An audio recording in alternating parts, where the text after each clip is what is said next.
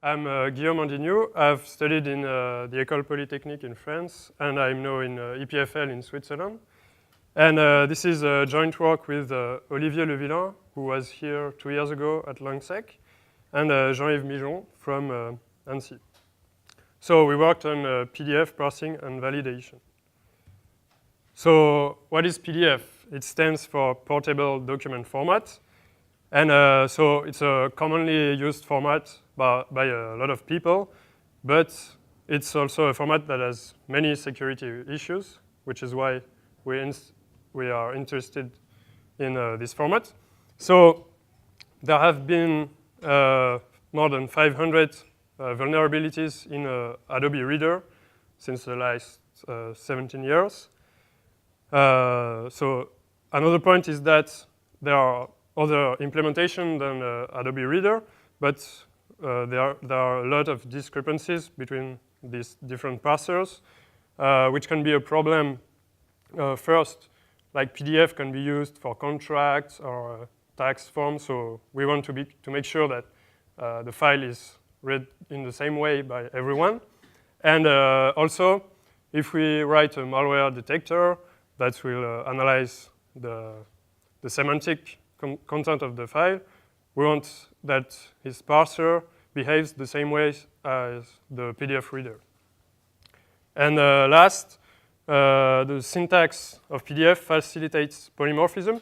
So in previous work, there has been examples of files that can be opened at the same time by a PDF reader and by zip software or JPEG software. There are a lot of this kind of examples. So again, for example, a malware detector has to consider both types of the file.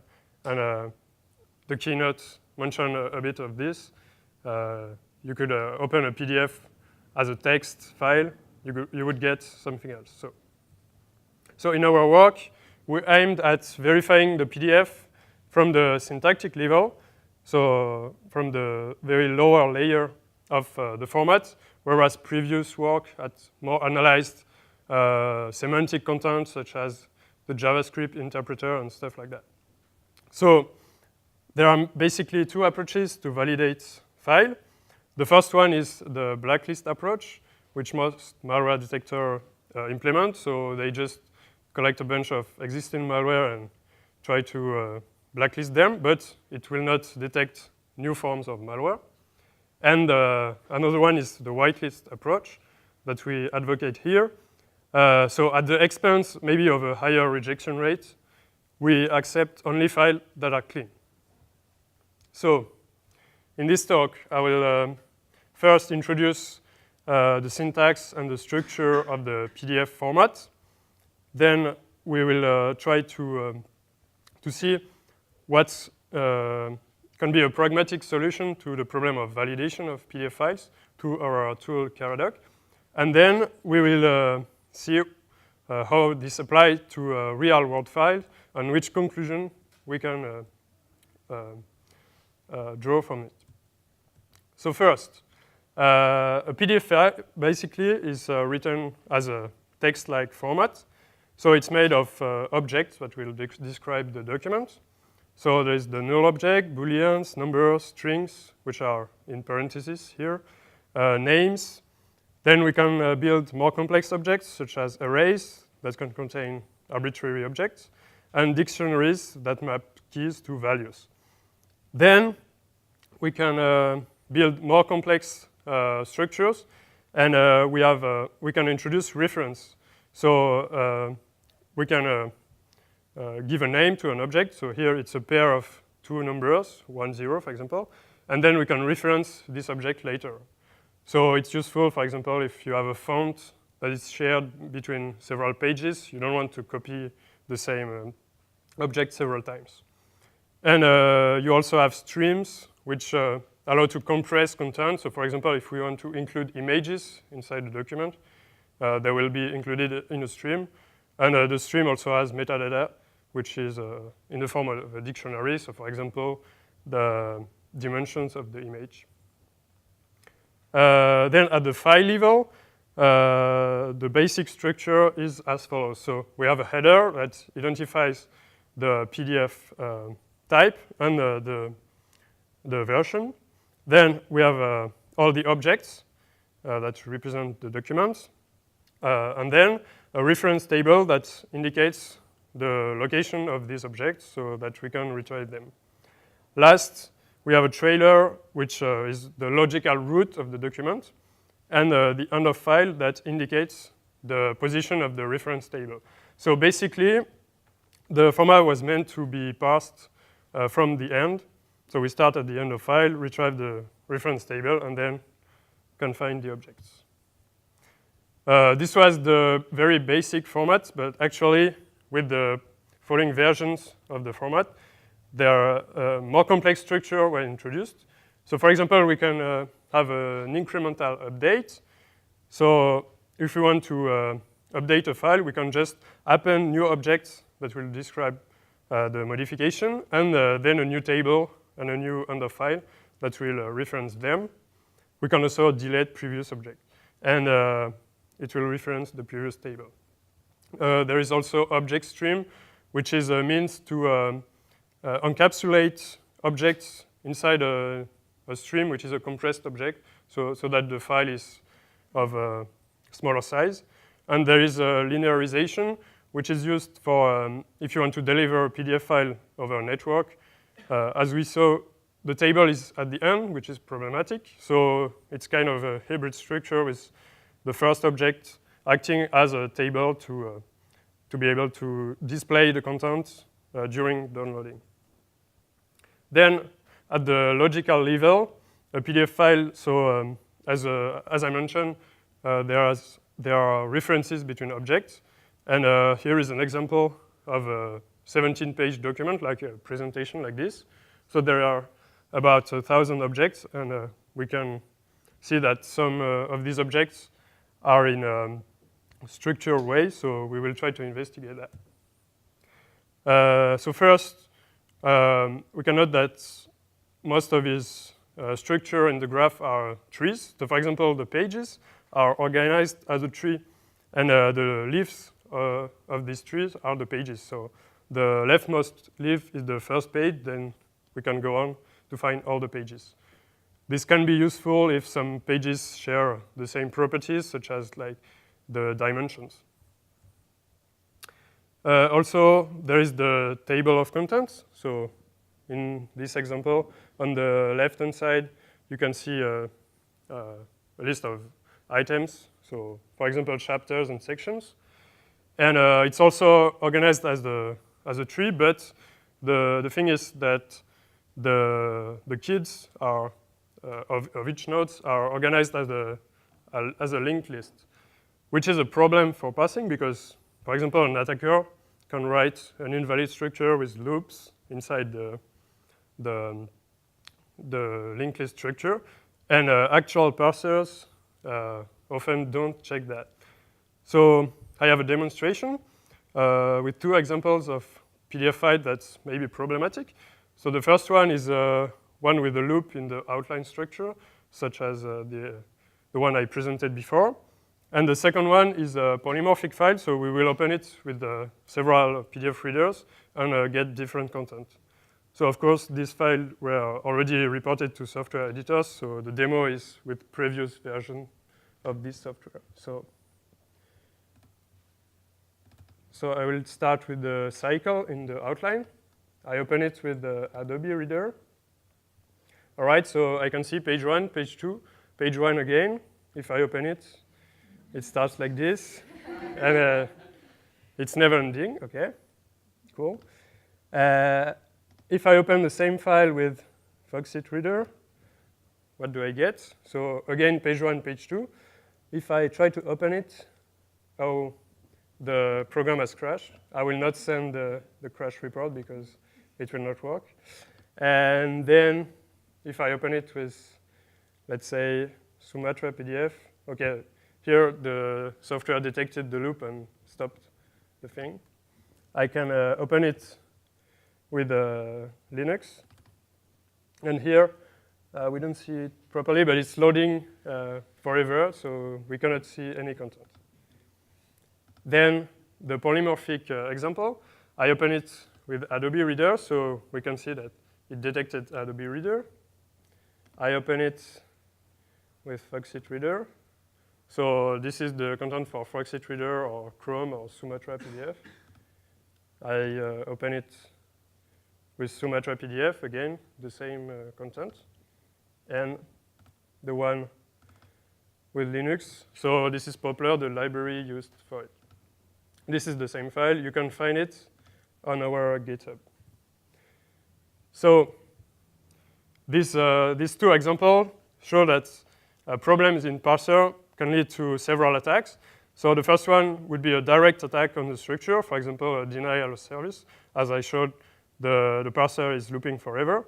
So you can imagine whatever you want. And then you can have evasion techniques. So we take advantage of implementation discrepancies to evade a malware detector and target only for example, Adobe Reader that we want to attack. So what are the possible solutions? So in Caradoc, we implemented the verification of the document at 3 levels. So first, at the first layer, we check the file syntax. Then we check the semantic of the objects, which consists of a type checking. And then we can perform a higher level verification, such as verifying that the graph has no loops or that the images are correct. So at syntax level, we want to guarantee the extraction of objects without any ambiguity. So for that, we formalize the grammar for PDF in BNF format because the specification is actually written in natural language and doesn't provide any of this grammar. And also the parser that we studied were mostly shotgun parsers, so without any formalization of the grammar. For this, we also implemented structure restrictions, so we don't want to allow updates, linearization, or this kind of complex structure, which are not strictly necessary to display a file, but which add a layer of complexity to the parser. And last, we systematically reject corrupted files, whereas the specification, so the ISO specification says when a conforming reader reads a PDF file with a damaged or missing cross-reference table, it may attempt to rebuild the table by scanning all the objects in the file. So it doesn't say to which extent, in which way, and actually each PDF reader does whatever it wants, which is what we don't want. Then at the object level, we want to guarantee semantic consistency. So if a page references an image, we want to check to be sure that this object is actually an image and not something else. So for this purpose, we implemented a type checking algorithm, which works by type inference. So here is an example of a complete Hello World file. You don't have to understand the details. But we start the type checking with the trailer, which is the logical root of the document. So we know that this object should have the type trailer. Here in yellow, we have inferred is type. Then in blue, we will actually check the type. So we'll check that each field is correct,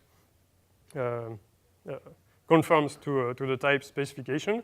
And here, for example, we can infer by the root field that the object number 1 is of type catalog, and that the object number 6 is of type info. Then we go on with the catalog. We see that object number 2 should have type pages. So that's all right. Object number 1 is checked. We go on. We see that we have an array of kids, which are the pages. So we infer that object number 3 is a node in the page tree.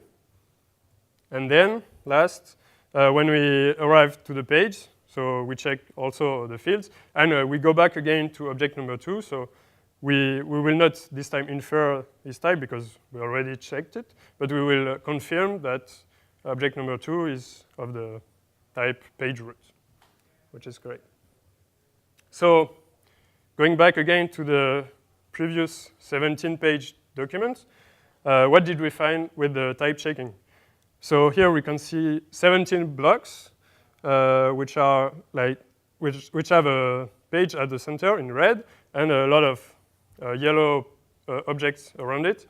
Actually, these objects represent like arrows that can allow to navigate in the document. I show it here on the right bottom corner. Then all the blue packets represent each font in the document, and each object will represent one glyph in the document, so one letter. And on the right-hand side, we can see the outline of the document, so the table of contents, and we can see this tree structure. So then, once we have type inferred and type checked the document, we can perform verification at a higher level. So we can verify that the tree structure are correct. So the page tree is a tree, the outline is also correct. And then we can easily integrate other verification in the future. So we can extract all font objects and then check that they are conform to their specification or images, or include existing analysis on JavaScript. Because contrary to previous work, we are really sure of all the objects in the document. We don't just check this particular path and maybe miss some places where JavaScript could be present. So how does it apply to real-world files? So we did our implementation in OCaml with the PDF specification, because as I said, in previous parsers, there wasn't any grammar formalization, so we started from scratch. And so what did we implement? So from the PDF file, we implemented a strict parser that is the translation of our grammar, but also a relaxed parser, and I will come again to it, in order to normalize existing files so that they can be accepted by the strict parser. Then these parsers gives us the list of objects, so we can output the graph of reference or extract specific object. The user can have access to it. And then we go on to the type checking. So again, we can extract the list of inferred types for further analysis. Then the graph checking, and ultimately, we check that the file is correct. So how did we test it? We collected 10,000 files from random queries on a web search engine, and we tried our verification toolchain on them. So we can see that already some files are directly accepted. So 14% were correctly parsed with the strict parser, and 5% had no error on the things that we checked. But we can see that the bottleneck was at the first stage, because many files did not pass the strict parser. So we thought about normalizing them. And that's why we implemented the relaxed parser that supports the common structures found in the wild. So incremental updates, object stream, all of these are really present in the wild. So we needed to normalize it. So here we have the relaxed parser that extracts all the objects. And then we have also a further cleaning step where we remove all the unused objects, the objects that are not referenced. So in the case of incremental updates, we could have deleted some of them, so we just remove them so that the file is cleaner. And then we can write the normalized file. So some files were not normalized because some of them were encrypted, and some of them also had or other syntax errors that were not really present in the spec. So we chose not to normalize everything at all costs. So after this normalization step, we also run our toolchain. So here the strict parser accepted all the normalized file, which is good. And then after type checking, we saw that 14% of the documents were fully type checked. So we increased it by threefold compared to the direct verification. And about 14% also had type errors.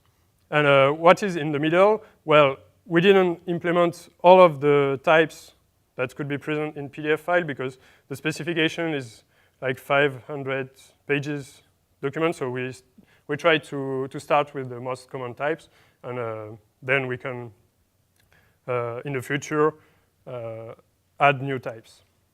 What is interesting is that our type checker detected typos that are present in real world and that were undetected before. So, for example, normally there is this one field that is supposed to be black is 1 with an uppercase I, and some PDF producer just saw a lowercase l and wrote black ls1, and no one noticed that because parsers are allowed to correct files silently. Also, there was the typo. Instead of X object, there was X subject, so with a C inserted. So that is good to detect that. And then at the graph level, we also identified incorrect tree structures, so that had loops or something like that. So what remains to be done in the future? So the first thing to do is to complete the set of types so that we can accept more and more files and be realistic for deployments. There's also I didn't mention the compression filters, but there are a lot of algorithms possible to compress content, and we have to check that these compression filters are correctly implemented. Then the graphical content, so I didn't mention that, but the graphical content is basically vector graphic content, so you have a bunch of comments that say, okay, goes to this position, write text, etc. So it's also another grammar, and we could check that in the future, and then we could check the images, fonts, parts that are kind of external to the PDF format, but which are included in it. So to summarize our contribution, first we identify novel issues in PDF parsers, and there is more in our paper. Second, we propose and formalized simplified syntax for PDF. And last, we implemented Caradoc to parse and validate PDF files. So we have a GitHub page, and we are happy to take pull requests and issues and contributions. So that's all I have. I'm happy to take questions.